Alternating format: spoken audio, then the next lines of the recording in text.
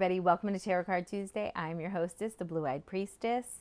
Today's reading is from April 28th until next week, May 5th. So today's cards are angel cards. Each card has a word on it, and that is going to be your word for this week. So if you have any questions or specific guidance you need, take a minute and close your eyes and see which card you connect with the most. Okay, here we go.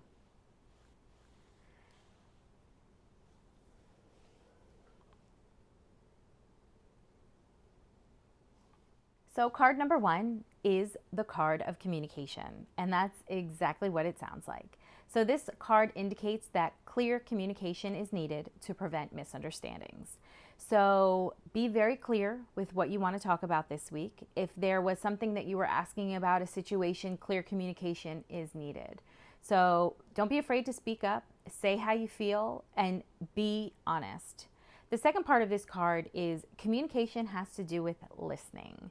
So sometimes we feel so impassioned about something that we can kind of talk over somebody else or think our point is more valid. So this has to do with listening. You know, part of communication is listening to what others have to say or what they're not saying. So listen and be very keen to what somebody else may not be saying in regards to this situation. The last part of this card is about communicating with spirit. And for you, spirit may mean your connection to Jesus or the divine or to the goddess or to Muhammad. Whatever that means to you, be open to spirit communicating. For some of us, that might be hearing a song on the radio that communicates that a lost loved one is thinking of us. Or in the same token, maybe we see a bird and that communicates something very specific to us. So be open to that this week. So if you picked the second card, then you have picked the card of adversity. And unfortunately, this is a difficult card. This just comes to tell us that there may be a few bumps in the road. Whatever situation you're asking about this week, it does mean that a test of strength or commitment is at hand. So there are situations that you're going to have to deal with. Conflict seeks resolution, which means this is not a time to put your head in the sand or not a time to kind of just let things be. It's a time to kind of stand up for what you believe in or take action. Are you facing the same issue again and again and again? So is this, whatever you're asking about, situation one of 20 situations that you've already encountered before?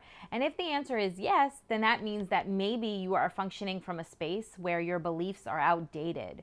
So that has to do with maybe it's time to create a shift in your perspective and look at this same adverse situation from a different point of view.